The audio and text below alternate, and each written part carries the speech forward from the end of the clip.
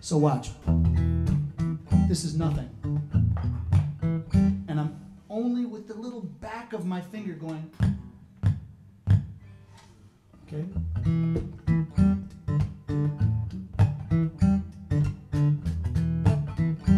Because if I watch.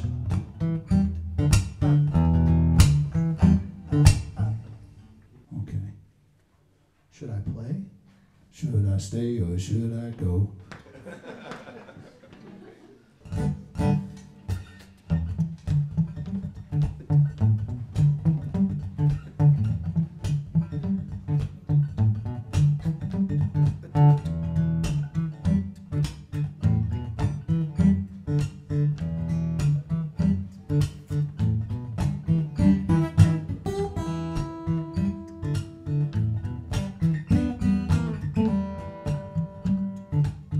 First thing, come here to this guitar shop if you're nearby.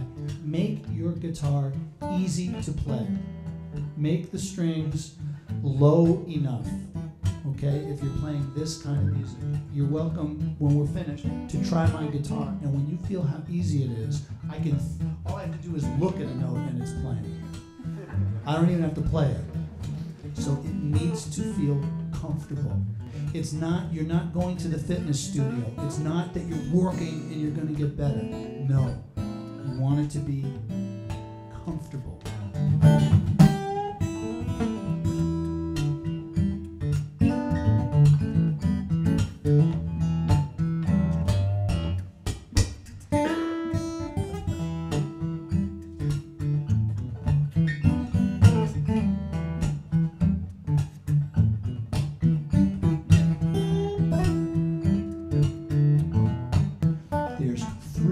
To the music. There's a top, a middle, and a bottom.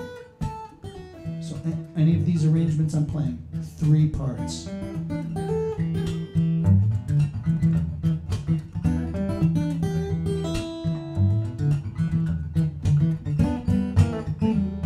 Okay, this is one of the things, it doesn't matter if you're playing classical piano, there's basically 3 parts.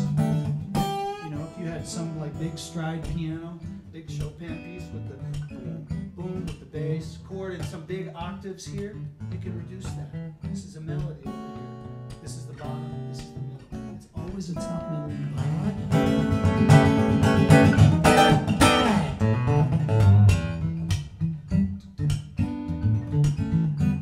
bottom. So I always recommend, if you're learning one of these arrangements, or if you're learning any tab from anybody, first of all, if it's a cover song, listen to the original.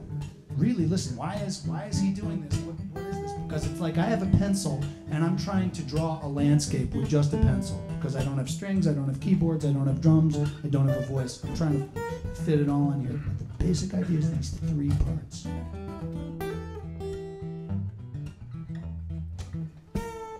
This one is really, watch.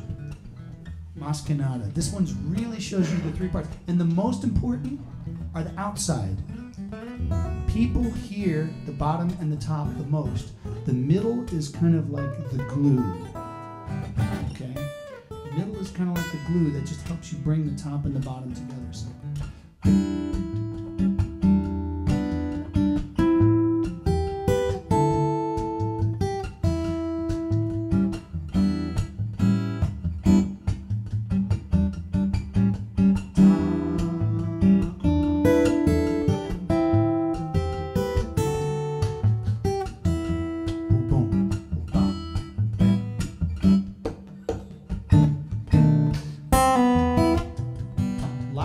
If you're thinking D chord, I'm just showing him a fingering. What I was going to say about classical guitar is I would spend a lot of time with one piece of music writing in the finger over the note. And then I would try it for a week. No, let me try something else. Always looking for a better fingering.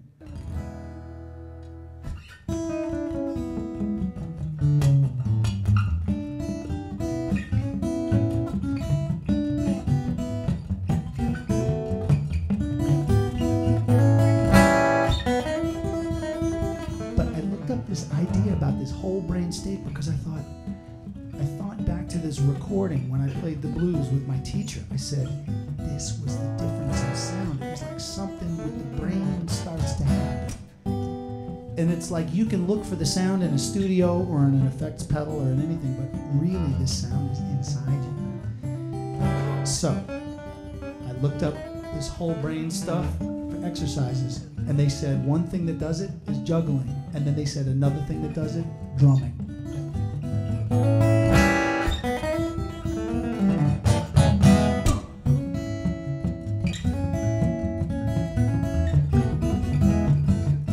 All I do is I play fingerstyle guitar, or I'm just a singer-songwriter. Wrong. This is like a law of music. It's like tuning your instrument. You're tuning your rhythm, your inner rhythm. So if you had let's say, and I'm not an expert in African rhythm, but this is the bass. This is the basic rhythm. The same way that a pentatonic scale, like a blues scale, is the basis for funk or Chicago blues. It's like a basic idea that shoots off in a lot of different directions.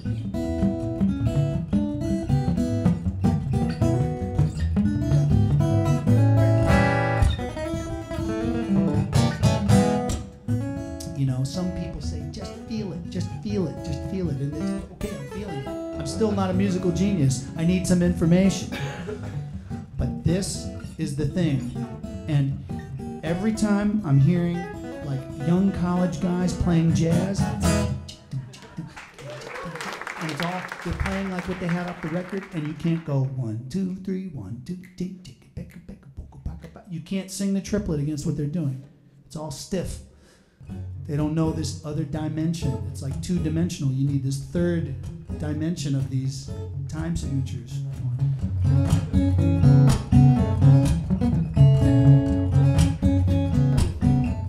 That I discovered, of course, I teach it in the DVD, and then I discovered that I don't want to do this. You need to be really extremely careful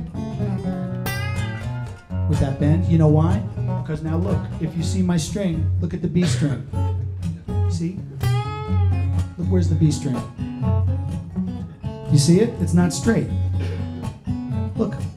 And so that means it's going to be completely out of tune for the rest of the song with the capo on, because it's holding it now where I bent it. So you might need to be extra careful with that bend.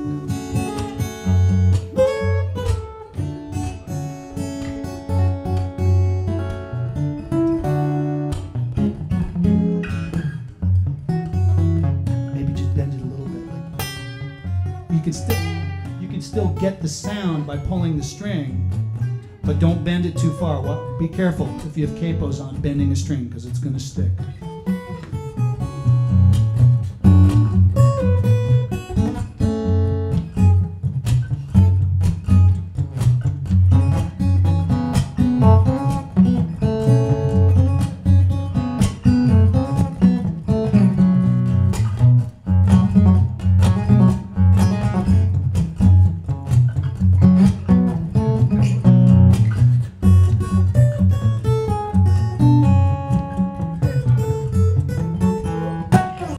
I'll play it for you.